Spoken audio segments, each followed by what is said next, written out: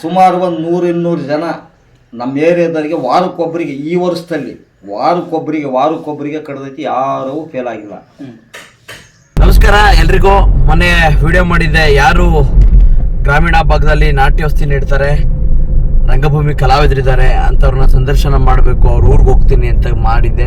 ಅನೇಕ ಜನ ಕಾಮೆಂಟ್ ಮಾಡಿದ್ದೀರಾ. ನಿಮ್ಮೆಲ್ಲರ ಊರಿಗೆ ನಾನು ಬರ್ತೇನೆ, ಬಂದು ನಿಮ್ಮ ಪ್ರತಿಭೆಯನ್ನು ಗುರುತಿಸ್ತಕ್ಕಂಥ ಕೆಲಸವನ್ನು ನಾನು ಮಾಡ್ತೇನೆ.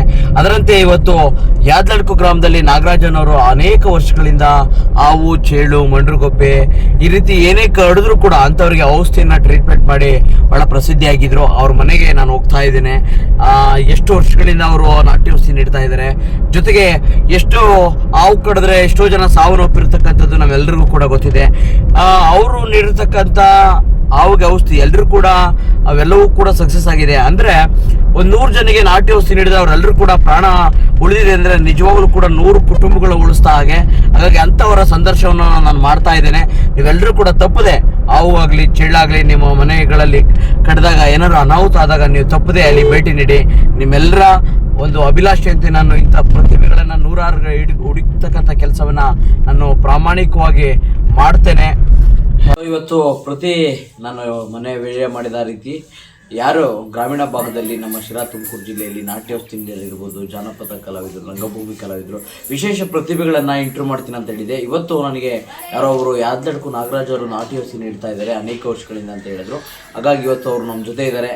ಅವ್ರನ್ನ ಮಾತಾಡಿಸ್ತೋಗೋಣ. ನಾಟ್ಯ ಔಷಧಿ ಯಾವ್ಯಾವುದಕ್ಕೆ ನೀಡ್ತಾರೆ, ಹಾವು ಕಚ್ಚೆ ಇರ್ಬೋದು, ಚೇಡಾಗಿರ್ಬೋದು, ಮತ್ತು ಕೈ ಕಾಲು ಉಣುಕಿದಾಗಿರ್ಬೋದು, ಪ್ರತಿಯೊಂದು ಕೂಡ ಮಾಡ್ತಾ ಇದ್ದಾರೆ. ಅವ್ರನ್ನ ನಾನು ಮಾತಾಡಿಸ್ತಾ ಹೋಗ್ತೀನಿ.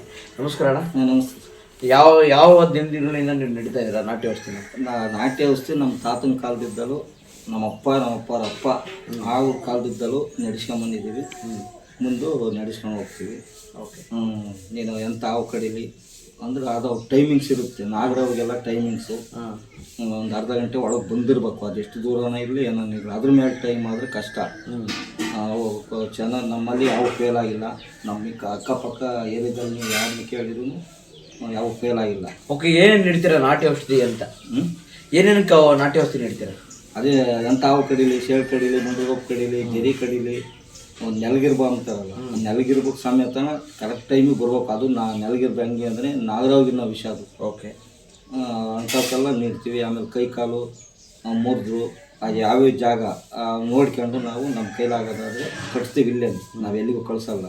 ಕೆಲವು ಜಾಗಗಳಿದ್ದಾವೆ ನಾವು ಕಟ್ಟಕ್ಕೆ ಬರಲ್ಲ. ಈಗ ಈ ರುಂಡೆ ಐತಲ್ಲ, ಇವು ಯಾರ ಕೈಲೂ ಆಗಲ್ಲ, ಅವು ಆಪ್ರೇಷನ್ನೇ ಗಟ್ಟಿ. ಓಕೆ.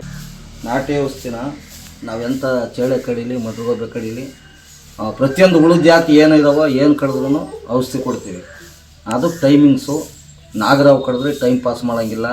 ಆಮೇಲೆ ಎಣ್ಣೆ ಮಂಡಾವು ಅಂತ ಇದ್ದಾವೆ, ಅವು ಕಡಿದ್ರೆ ಟೈಮ್ ಪಾಸ್ ಮಾಡೋಂಗಿಲ್ಲ. ಇನ್ನಿದ್ದವಕ್ಕೆಲ್ಲ ಟೈಮ್ ಇರುತ್ತೆ. ಒಂದು ಅರ್ಧ ಗಂಟೆ ಒಳಗೆ ಬರ್ಬೋದು.